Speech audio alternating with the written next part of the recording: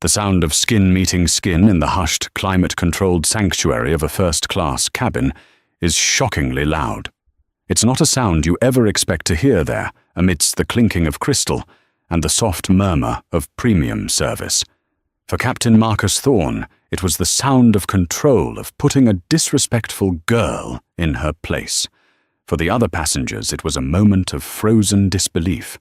But for Serafina Hayes, the young black woman, whose face stung from the impact, it was the sound of a multi-billion-dollar fuse being lit. He thought he was reprimanding a freeloader who'd somehow slipped through the cracks. He had no idea he had just assaulted the woman who owned the ground beneath his feet, the wings on his plane, and the very air of his career. The first-class cabin of Orion Air, Flight 722 from New York's JFK to San Francisco, was an oasis of calculated calm. The palette was muted grays and deep blues, the lighting was soft, and the scent was a bespoke blend of lavender and white tea pumped discreetly through the ventilation system. It was a space designed to insulate its occupants from the chaos of modern travel, a privilege for which they paid a steep price. In seat 2A sat Serafina Hayes. To the casual observer, she was an anomaly. While other passengers were clad in tailored business suits or expensive resort wear, she wore a simple charcoal grey cashmere hoodie, faded jeans with a single artful tear in the knee, and a pair of well-worn golden goose sneakers. Her hair was styled in intricate box braids, some of which were tucked into her hood as she leaned against the window, her attention entirely consumed by a dog-eared paperback copy of Meditations by Marcus Aurelius. On her wrist, a simple leather band held a nondescript watch face, which only a horologist would recognize as a Patek Philippe Calatrava, a quiet nod to her appreciation for engineering and timeless design. At 28, Serafina Hayes was a ghost in the machine of high finance. She was the sole founder of Helios Algorithms, a predictive analytics firm she'd built in her MIT dorm room and sold to a tech giant for a sum that had made even the titans of Silicon Valley blink. The media had clamored for her story, the brilliant young black woman who had outcoded and outmaneuvered the industry's best. But Serafina had refused every interview, every magazine cover. She valued her privacy above all else. With her fortune, she hadn't bought yachts or islands. She had created Avari Capital, a private equity firm with a voracious and silent appetite. Avari's most recent acquisition, completed through a series of shell corporations and third-party brokers, was a controlling 58% stake in Orion Air, one of the nation's legacy airlines, which had been struggling with debt and a tarnished reputation. She was its silent, invisible lifeline, its unacknowledged queen. Today she wasn't a billionaire investor. She was just Sarah, flying to see her grandmother in Oakland for her 85th birthday. She'd booked the flight last minute under a nondescript corporate travel account, her name just one, on a long manifest. The flight was delayed, a mechanical issue the gate agent had announced with a plastic smile. The initial 30-minute delay had stretched to 90. The atmosphere in the first-class cabin, once serene, was now laced with a palpable irritation. Businessmen snapped their laptops shut with unnecessary force. A woman in pearls complained loudly into her phone about missing a connection. The flight crew, led by lead flight attendant Chloe Vance, absorbed the passengers' frustrations with practiced resilience. But the tension was seeping into them as well. The source of much of it radiated from the cockpit. Captain Marcus Thorne was having a spectacularly bad day. It had started with a fight with his ex-wife over alimony, followed by a dressing down from a new, younger operations manager about on-time performance metrics. Thorne, a 25-year veteran with a chiseled jaw and a military posture, viewed the airplane as his kingdom, the sky his domain. He saw the new corporate culture of customer-centric metrics and brand synergy as an insult to the pure art of aviation. These passengers, with their endless demands and complaints, were not guests. They were cargo. Valuable cargo, yes, but cargo nonetheless. He strode out of the cockpit and into the galley, his face a thundercloud. "Chloe, what's the mood back there?" He barked, not as a question, but as a demand for a report. "A bit tense, Captain." Chloe said, her voice steady despite his aggressive energy. "The delay has everyone on edge. We're doing our best to keep them comfortable." Thorne scoffed, his eyes scanning the cabin. "Comfortable, right. Half of them are probably using upgraded points from their 4th-tier credit cards." His gaze settled on Serafina in seat 2A. He saw the hoodie, the torn jeans, the casual posture. He didn't see a quiet genius. He saw a misplaced coach passenger, a diversity hire's daughter on a freebie trip, someone who didn't belong in his domain. "And what's her story?" he muttered, just loud enough for Chloe to hear. "Looks like she wandered in from the bus station." Chloe felt a prickle of discomfort. "She's been very quiet, Captain. No trouble at all. The quiet ones are the ones you watch," Thorne said, a lifetime of baseless prejudice distilled into a single stupid axiom. He turned and went back into the cockpit, but the image of Serafina, so incongruous in his carefully ordered world, had lodged in his mind like a burr. He had already judged and convicted her of the crime of not fitting his narrow, preconceived image of a first-class passenger. The storm was gathering, and its unsuspecting center was a young woman reading Stoic philosophy, utterly unaware of the captain's brewing rage. Finally, after a nearly 2-hour delay, the mechanical issue was resolved. The cabin door was sealed, and the pre-flight safety announcements began.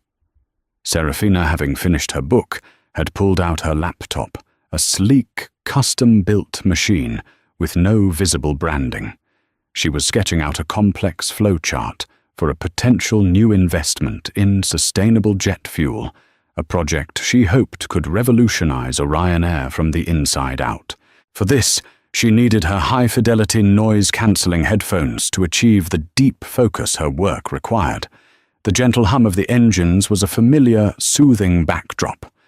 As the plane began its slow taxi towards the runway flight attendant, Chloe began her final walk-through of the cabin, her eyes performing the familiar checklist seatbelts, fastened window shades, open tray tables stowed. When she reached seat 2A, she saw Serafina's laptop was still open. "Ma'am," Chloe said, softly leaning in. "Ma'am, I'm sorry, but you'll have to put the laptop away for takeoff." Serafina lost in her world of code, and financial models didn't hear her. The music flowing through her headphones was a complex piece of instrumental jazz. Chloe gently touched her shoulder. "Excuse me, ma'am." Serafina jumped slightly, pulling one earphone off. "Oh, I'm so sorry. What was that?" "You just need to stow your laptop for takeoff, please," Chloe repeated, with a warm smile. "Of course, my apologies," Serafina said, her voice clear and polite. She immediately began to save her work, her fingers flying across the keyboard. It would take just a few seconds. From the front of the cabin, Captain Thorne watched this interaction. Through the cockpit door, which was still slightly ajar, he didn't see a polite exchange. He saw his flight attendant having to repeat herself. He saw the passenger, the one in the hoodie he had already deemed unworthy, ignoring a crew member's direct instruction. It was the final straw on the camel's back of his terrible day. For him, this wasn't a minor oversight. It was a flagrant act of defiance. He unbuckled himself, a gross violation of protocol during taxiing, and strode into the cabin with an air of thunderous authority. "Is there a problem here?" he demanded, his voice booming through the quiet cabin. Chloe was startled. "No, Captain. The passenger was just putting her laptop away. It didn't look like it to me." Thorne snapped, his eyes locked on Serafina. He turned his full, intimidating presence on her. "You, Headphones off. Now, when a member of my crew gives you an instruction, you follow it immediately. This isn't a coffee shop." The entire cabin fell silent. Other passengers, like David Chen in 3C, a prominent litigator from a major San Francisco law firm, looked up from their papers, sensing the unusual and unprofessional escalation. Serafina calmly took off her headphones and placed them on her lap. She looked up at the captain, her expression unreadable. "There seems to be a misunderstanding, Captain. Your flight attendant asked me to put my laptop away, and I was complying." "I know what I saw," Thorne retorted, his face reddening.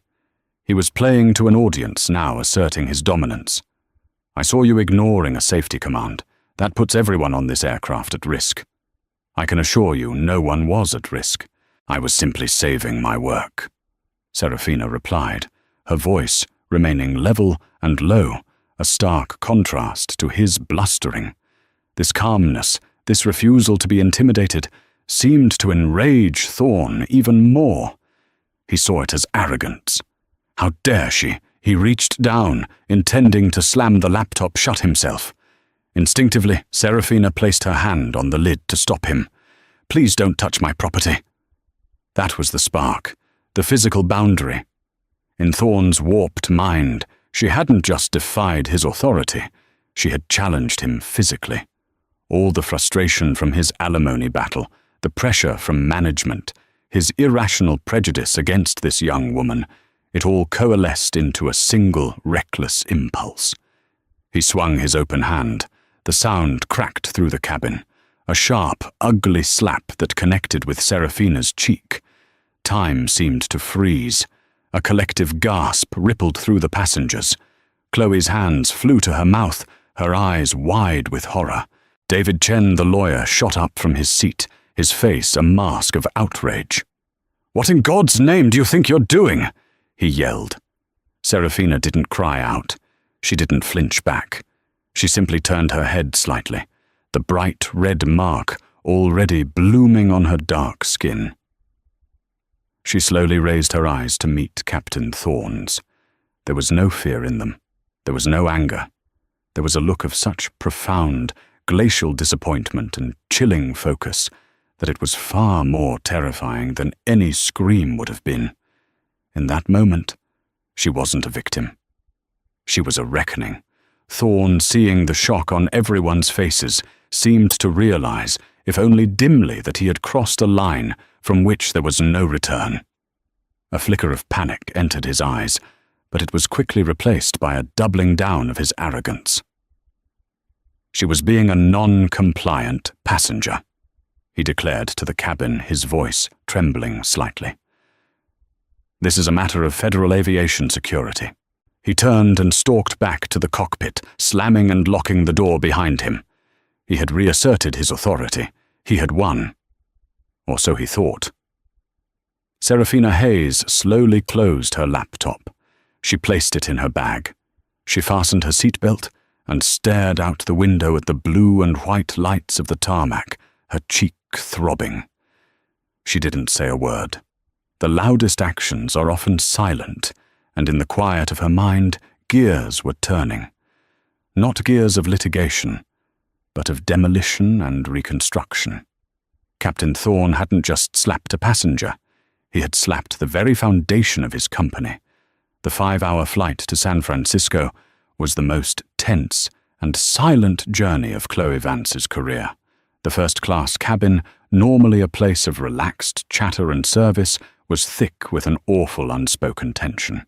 Captain Thorne remained locked in the cockpit, communicating only with the first officer over the headset. He made the standard announcements about turbulence and descent with a voice that was mechanically flat, betraying none of the volcanic rage from before.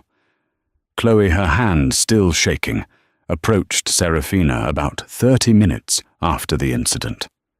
She knelt by her seat, her voice barely a whisper. "Ma'am, I am so sorry. What he did was unforgivable. I've never seen anything like it. I'll be your witness. I'll write a report. I'll do whatever you need." Serafina finally turned her gaze from the window. The red mark on her cheek had subsided to a dull, angry flush. She gave Chloe a small, sad smile. "Thank you, Chloe. Your name is Chloe, right?" "Yes, ma'am." "Thank you, Chloe. I appreciate that." "Please don't worry. Just do your job. It's not your fault." Her calmness was unnerving. She projected an aura of absolute control, as if she were observing a chaotic experiment from behind a pane of glass. Across the aisle, David Chen was incandescent with fury. He had quietly asked Chloe for her full name and employee number, which she had provided. He had also used the in-flight Wi-Fi, furiously typing out an email to his firm's senior partners with the subject line, "Urgent witness to blatant assault on civilian by Orion Air Captain. Flight 722. He knew this was more than just a customer service complaint. It was a potential multi-million-dollar lawsuit and a PR nightmare of epic proportions. He glanced over at Serafina, expecting to see tears or distress. Instead, he saw a preternatural stillness. He mistook it for shock. When the plane finally landed at SFO, a sense of dread filled the cabin. As the seatbelt sign pinged off, Captain Thorne's voice came over the intercom, not with an apology, but with a chillingly sterile announcement. "Ladies and gentlemen, due to a security issue in the first-class cabin, we ask that you remain seated. Airport police will be boarding the aircraft." A murmur of alarm went through the passengers. Thorne was trying to control the narrative. He was going to paint Serafina as an unruly passenger, using the full weight of federal regulations as his shield. 2 uniformed SFO police officers boarded the plane and walked directly to the cockpit. Thorne emerged, pointing a finger at Serafina. "That woman in seat 2A. She ignored crew instructions and became physically aggressive when I tried to enforce safety protocols." David Chen immediately stood up. "Officer, that is an absolute lie. I am David Chen, a partner at Sullivan and Cromwell. I witnessed this entire event. Your Captain Marcus Thorne assaulted this young woman. He struck her in the face, unprovoked." The officers faced with a uniformed captain and a man in a $5,000 suit, claiming to be a high-powered lawyer, were caught in the middle. They approached Serafina's seat. "Ma'am, we need to ask you to come with us," one officer said, his tone cautious. Serafina simply nodded. She gathered her backpack and her book. She didn't argue. She didn't protest. As she walked down the aisle, she made eye contact with Chloe, giving her a look that was both reassuring and resolute. Chloe felt a shiver run down her spine. In the small, sterile security office at the airport, the story quickly fell apart for Thorne. David Chen had followed them already on the phone with his legal team and was now acting as Serafina's pro bono counsel. He systematically dismantled Thorne's story, pointing out the dozens of witnesses in first class. "Call any of them," he challenged the officers. "Call the flight attendant." The police, realizing this was a civil matter and that the captain's claim of a federal security threat was baseless, took statements and informed both parties they were free to go. Thorne stormed out, red-faced and muttering about insubordination and disrespect. David Chen turned to Serafina. "Miss, I'm sorry I didn't get your name." "Sarah," she said softly. "Sarah, what he did was illegal and disgusting. My firm will represent you no charge. We will own this airline. We'll sue them into the ground. This man will never fly again." He was passionate, righteous, ready for war. Serafina looked at him, and for the first time, a genuine, appreciative smile touched her lips. "Mr. Chen, your integrity is remarkable. Thank you. But I don't think a lawsuit will be necessary." Chen was taken aback. "What? But he assaulted you. This is a clear-cut case." "Suing the airline would be like suing myself," she said, her voice quiet, but carrying an undeniable weight. "And I have a much more effective way of dealing with this." She pulled out her phone. She ignored the dozens of notifications and alerts. She went to her contacts and pressed a single name, Julian Vance.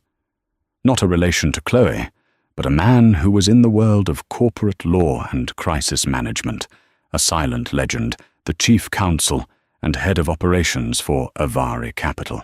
He was her sword and her shield. The phone picked up on the first ring. "Julian," she said, her voice calm and clear, the background noise of the airport fading into insignificance. "We have a problem with one of our assets, Orion Air. I need you to fly to New York tonight. Book the main boardroom at the Orion Air headquarters for 9 a.m. tomorrow. Instruct CEO Robert Davies and the entire executive board to be there. No exceptions, no delays, and no excuses." There was a pause on the other end. "Understood, Ms. Hayes. What is the agenda?" Serafina took a deep breath. "The agenda," she replied, her voice dropping to a steely whisper, "is a change in ownership and a lesson in consequences." She hung up the phone. David Chen stared at her, his mouth slightly agape. Who was this woman he had thought he was helping a victim? He was beginning to realize he had just witnessed a queen being slighted in her own kingdom. The story broke, not with a bang, but with a tweet, or rather a meticulously crafted post on LinkedIn. David Chen, stewing with a lawyer's righteous indignation, didn't go home. He went to the nearest airport lounge, ordered a double scotch, and wrote. He didn't name Serafina, respecting her apparent desire for privacy. He framed it with cold legal precision. "On this day, August 23rd, 2025, I was a passenger on Orion Air Flight 722. I personally witnessed the captain of the aircraft, Marcus Thorne, commit an act of unprovoked battery against a female passenger of color in the first-class cabin. The captain's justification of non-compliance was a fabrication. His behavior was not only a disgrace to his uniform, but a shocking display of aggression that has no place in civil society, let alone in a position of such authority. I have given my statement to the SFO police. I am putting Orion Air on notice. Your response to this will be judged by me, my firm, and the public. Do the right thing." Coming from a senior partner at Sullivan & Cromwell, one of the most prestigious law firms in the world, the post was a corporate bombshell. Within an hour, it had been screenshotted and was trending on X, formerly Twitter, under the hashtag #Slapgate and Stohuwao flying while black. News outlets smelling blood began picking it up.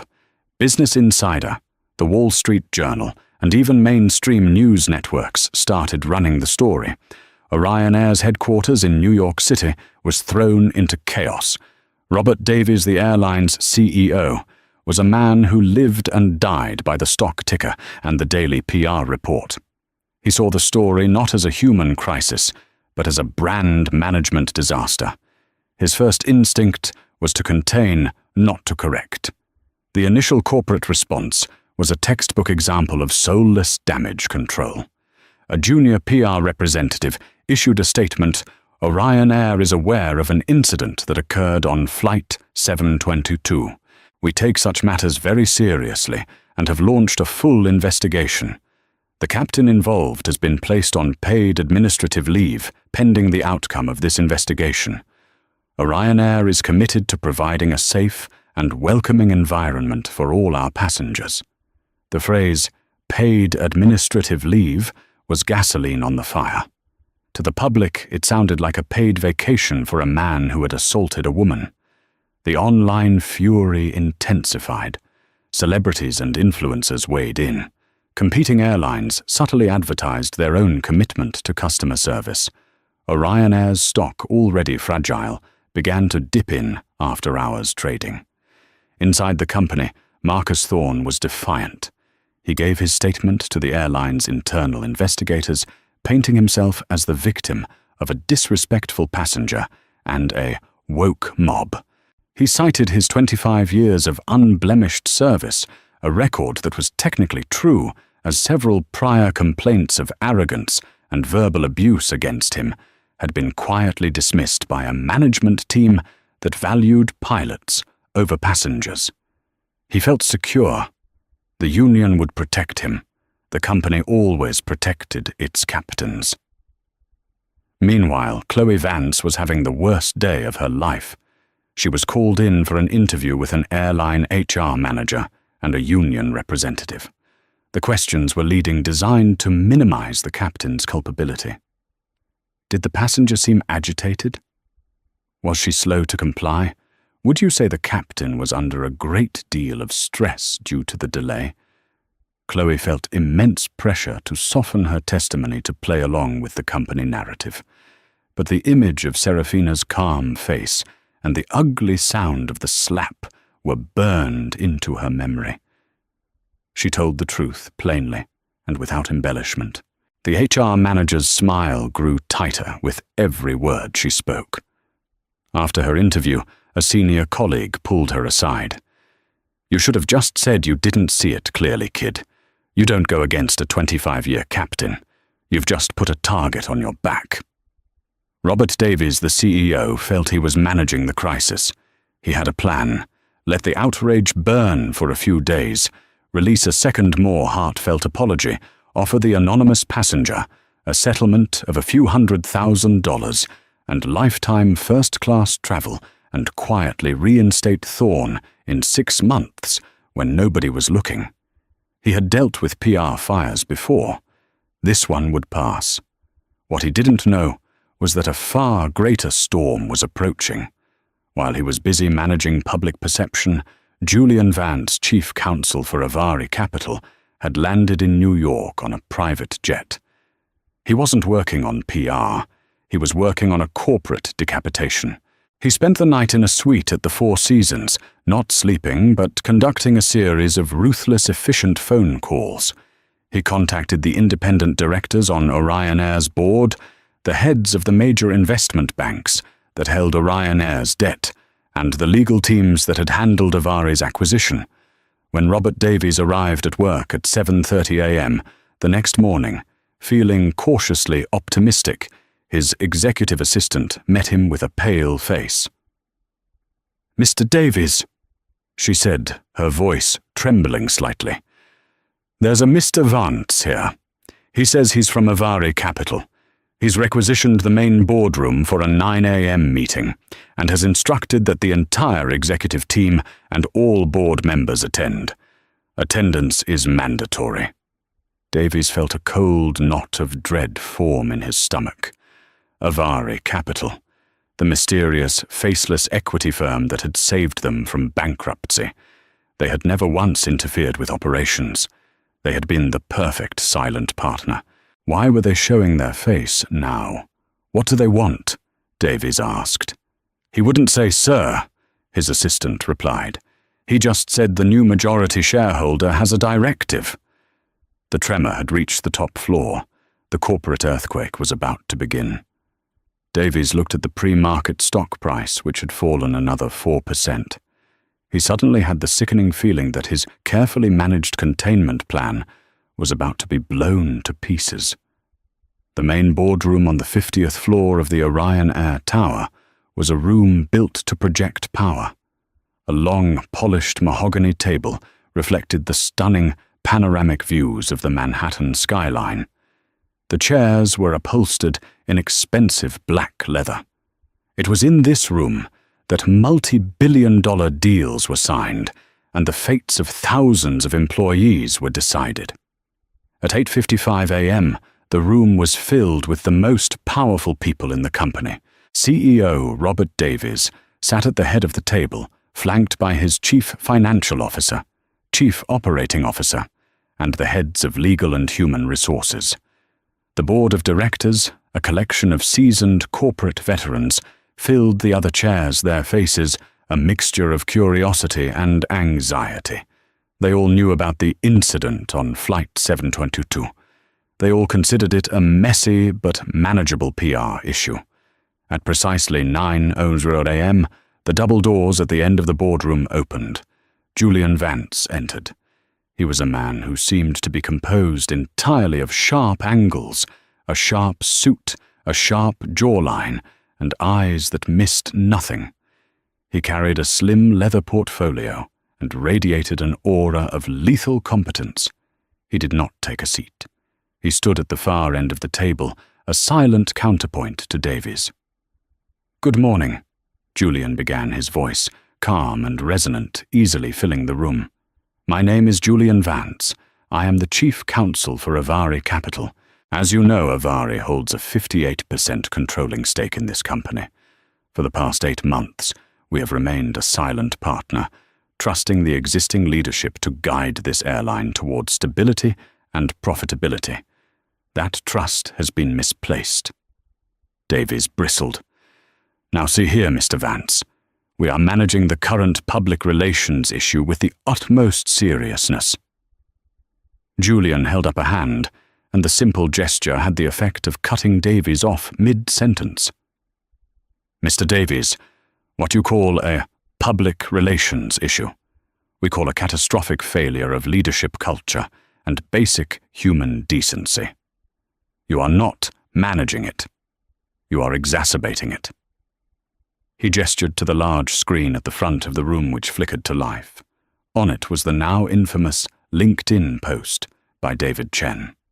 "This post has been viewed over 20 million times.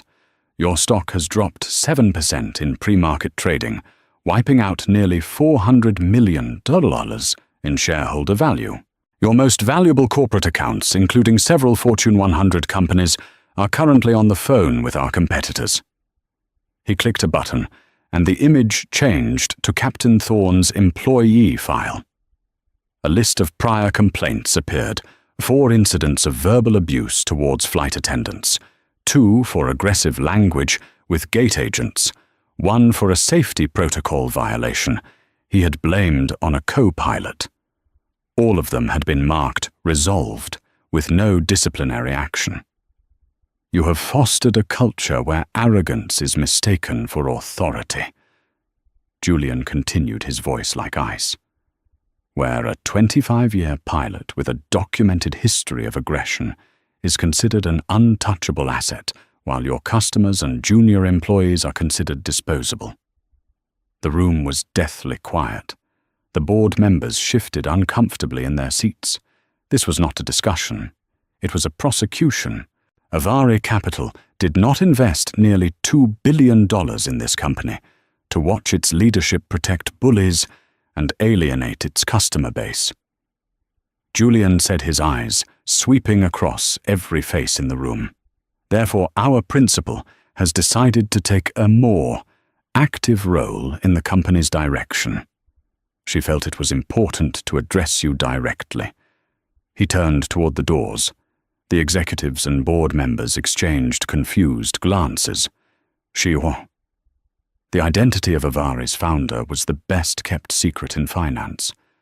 No one knew who it was. The doors opened again, and Serafina Hayes walked in. She was not wearing her travel hoodie.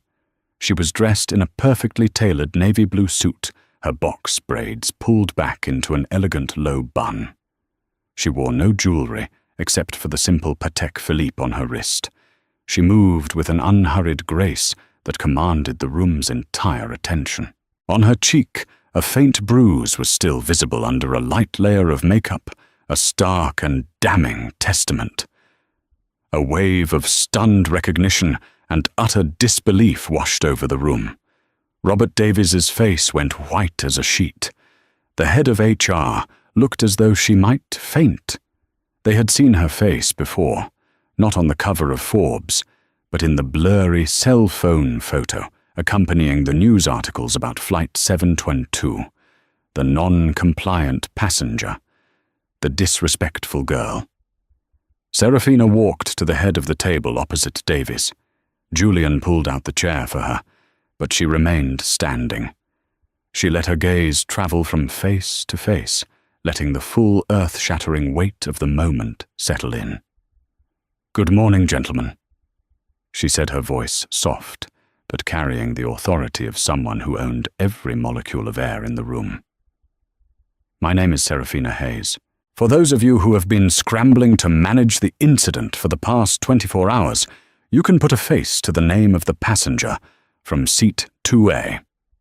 The silence that followed was absolute profound. It was the sound of careers ending, of a universe reordering itself.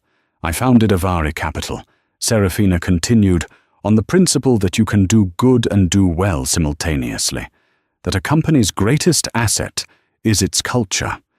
I invested in Airline because I believe in its potential, in its thousands of good employees.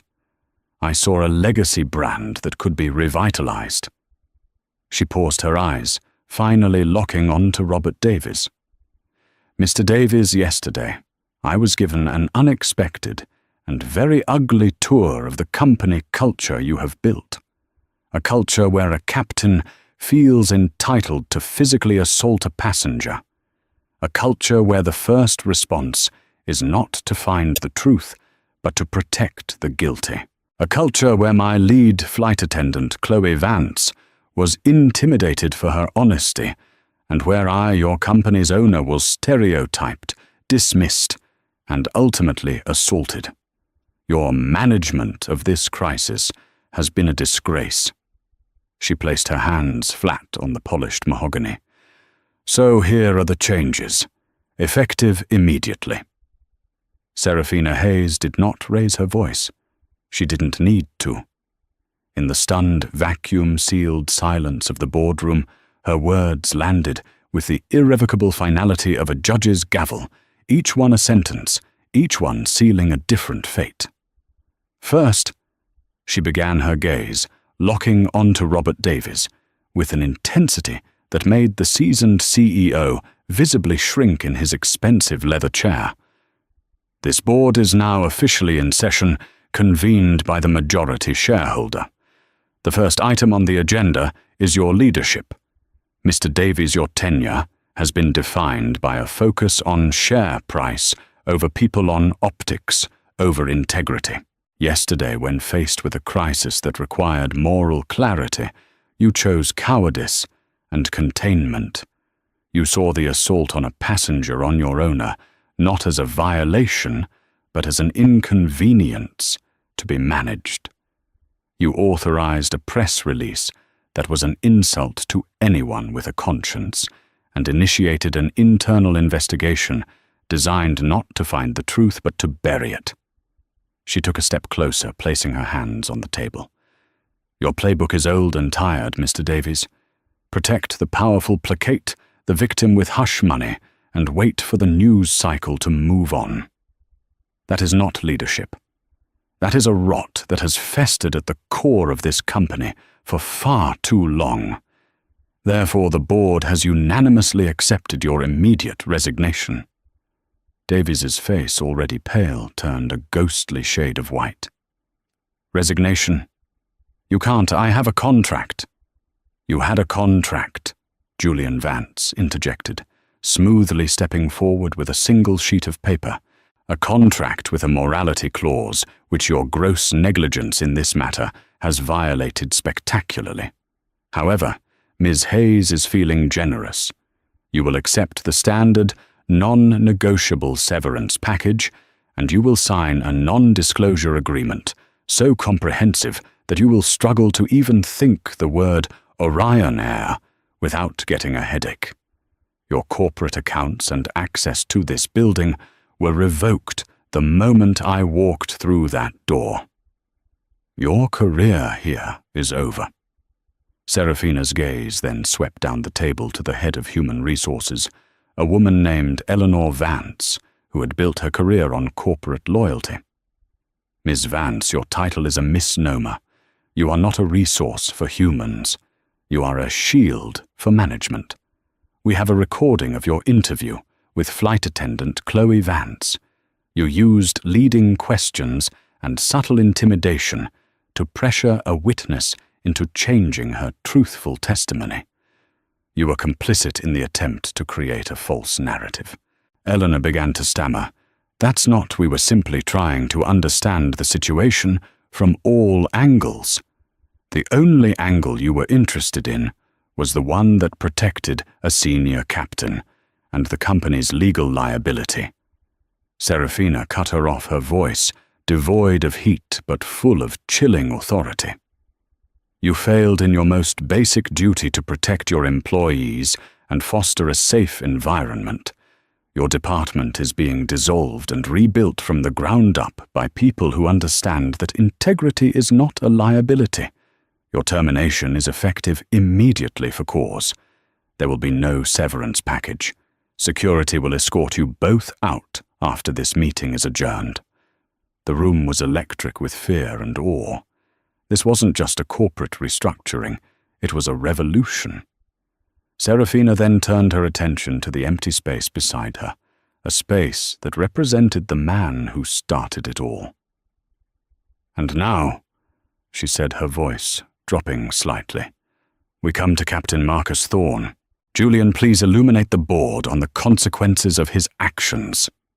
Julian Vance stepped forward, as if he were presenting a quarterly report, his tone dispassionate and clinical, which only made the contents more devastating. Captain Thorne's illusion of security was built on two pillars: the company's protection and the union's defense. We have kicked out both. "First, the company," he began. "As of 8:00 a.m. this morning, Orion Air officially filed a criminal complaint with the San Francisco District Attorney's Office recommending charges of misdemeanor battery.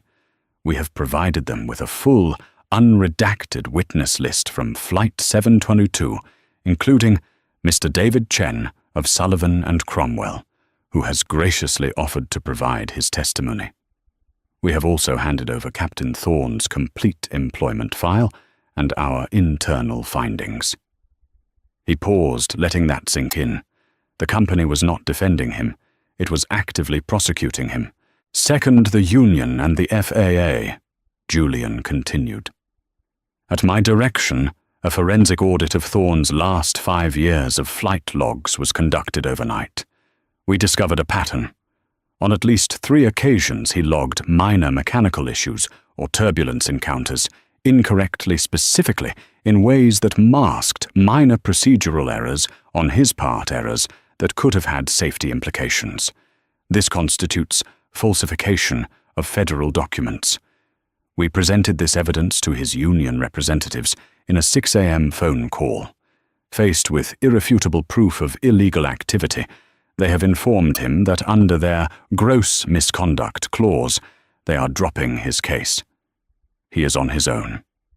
Simultaneously, Julian stated, "We presented the same findings to our primary contact at the Federal Aviation Administration.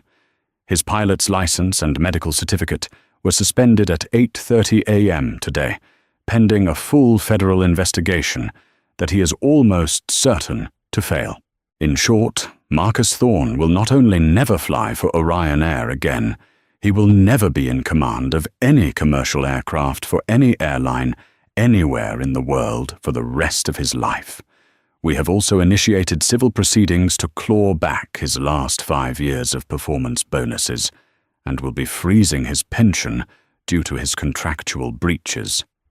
He didn't just lose his job, he has been surgically and permanently excised from the entire aviation industry." The methodical, ruthless efficiency of it all was breathtaking. Thorne's life as he knew it had been dismantled piece by piece before he'd even had his morning coffee. But Serafina's vision went far beyond punishment. It was about rebirth. She stepped back to the head of the table. "This is not about one man. His arrogance was a symptom of a disease this company has suffered from for years. Today we begin the cure. We are launching a new top-to-bottom initiative, the Orion Standard. It will be a multi-million-dollar investment in our people. Every single employee from the boardroom to the baggage handlers will undergo training in de-escalation unconscious bias and what I call radical customer respect. We will become the airline that is famous not for its luxury, but for its humanity.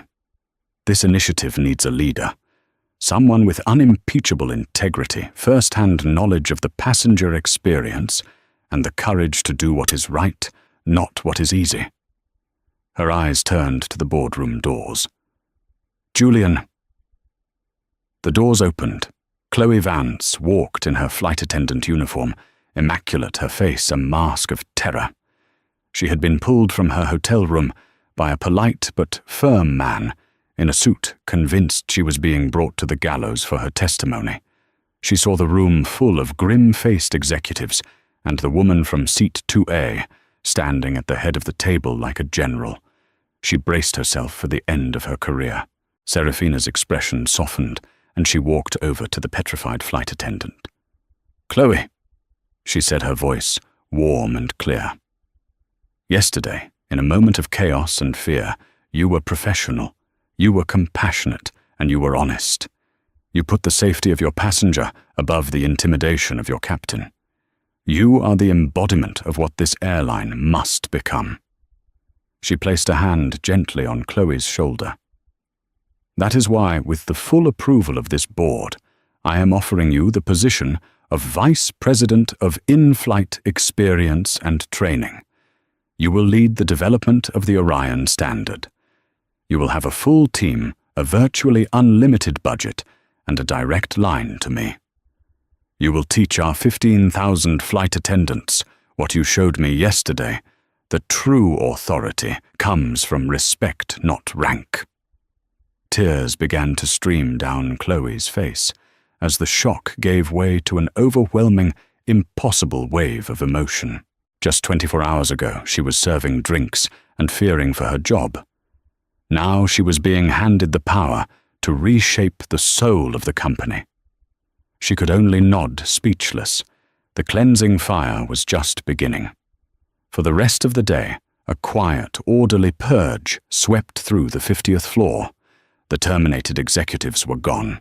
A new interim leadership team, hand-picked by Julian, was in place by noon. The story that leaked to the press was electric, a tale of a secret billionaire owner emerging from the shadows to deliver a stunning and righteous corporate coup. The stock, after a brief, panicked dip, roared back to life with a vengeance. Serafina didn't stay in the C-suite. She spent the afternoon walking the halls, visiting the crew lounges and maintenance hangars.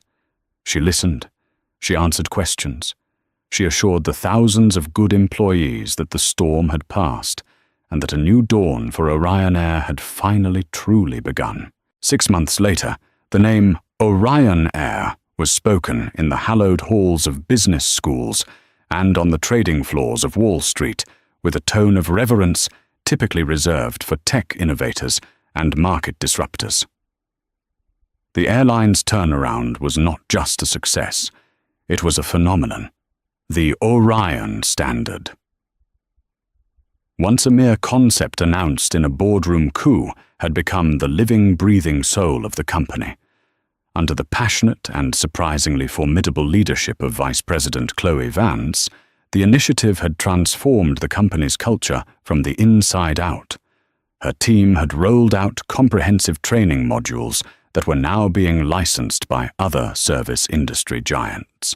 One module, the first response, used advanced VR to place employees in high-stress scenarios, teaching them to diffuse conflict, not with authority, but with empathy.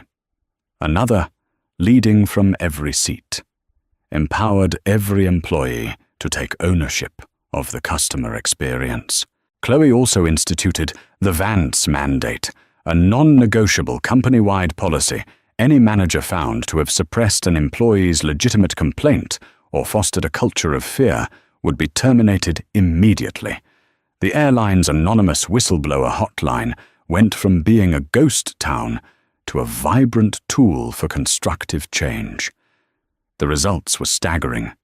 Employee turnover had plummeted by 40%. On-time performance, once a chronic issue, was now industry-leading because crews were more collaborative and morale was higher. Orion Air had won back every corporate account it had lost and gained dozens more, with companies specifically citing its ethical overhaul as the deciding factor. The stock price hadn't just rebounded, it had soared, creating billions in new value.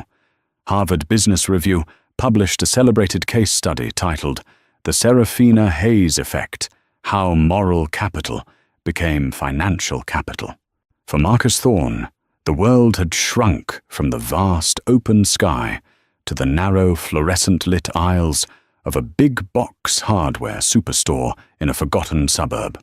His trial for battery had concluded with a humiliating plea bargain, a substantial fine that wiped out most of his savings, 2 years of probation, and court-ordered anger management classes he attended with a simmering, resentful silence. His FAA certificate was permanently revoked, a scarlet letter that made him untouchable in the aviation world. The name that once commanded respect on airport tarmacs now echoed emptily over a crackling PA system. Marcus Cleanup on aisle 7 plumbing.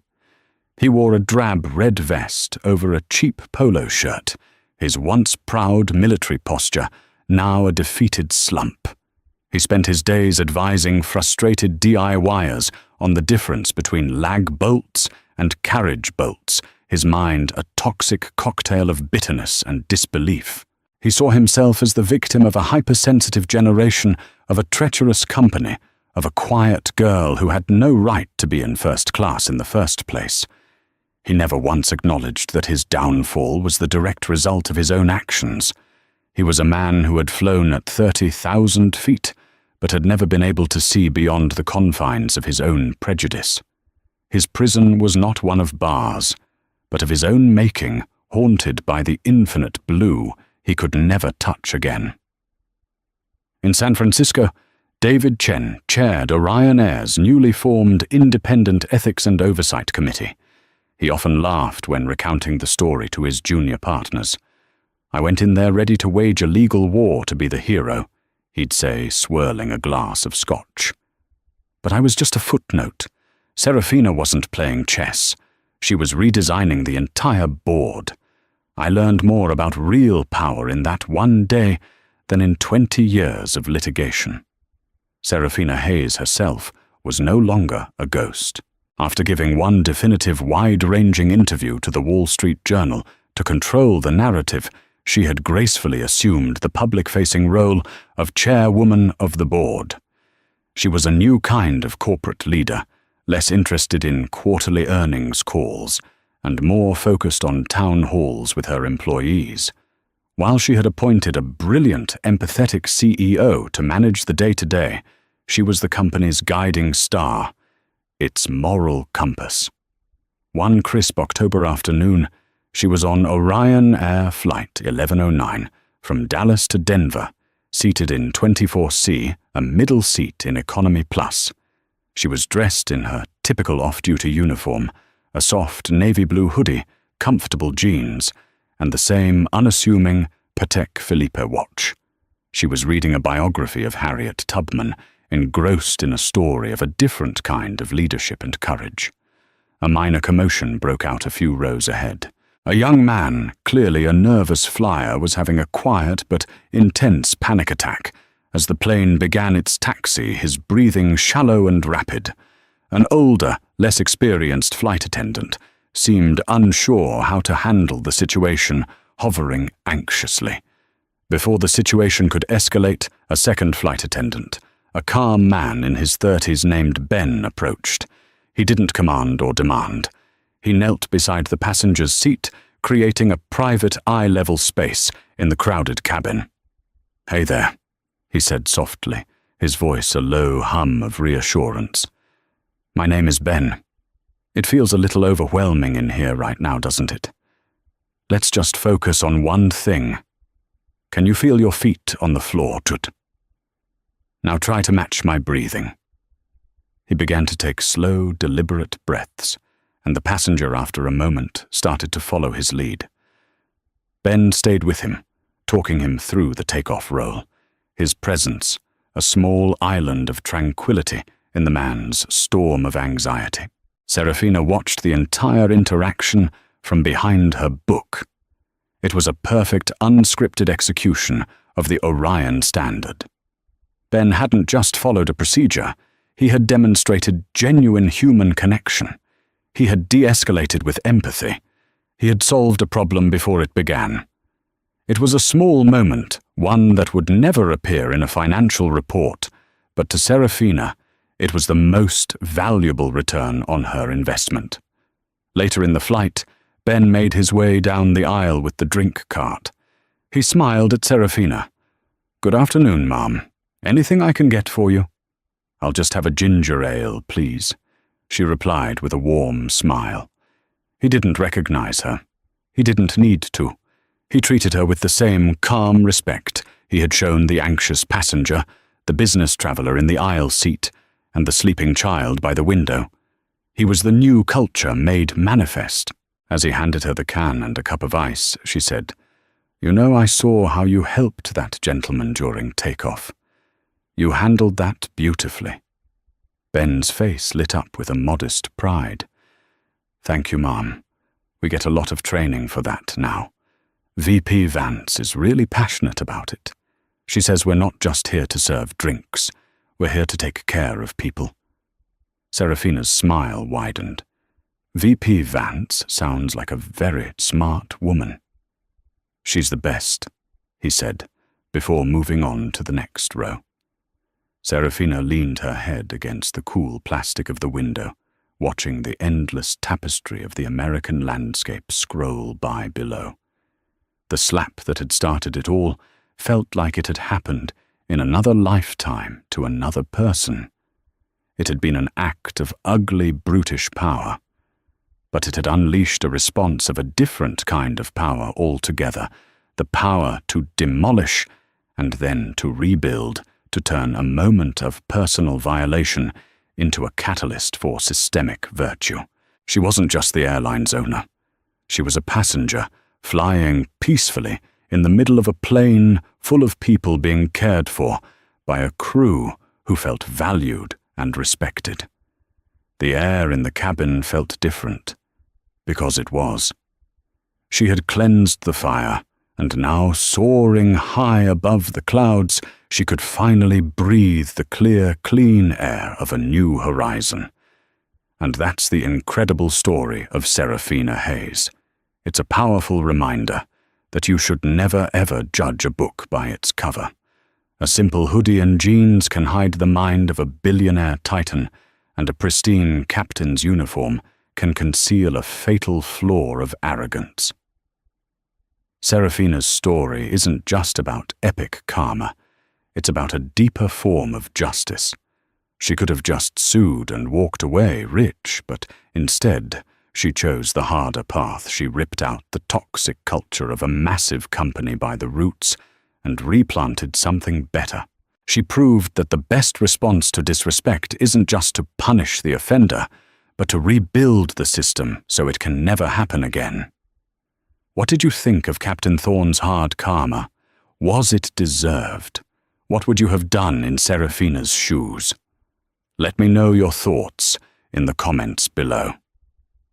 If this story moved, you please hit that like button, share it with someone who needs to hear it, and make sure you subscribe to the channel and turn on notifications. Your support helps us bring more incredible stories of justice and unexpected twists to light. Thank you for listening.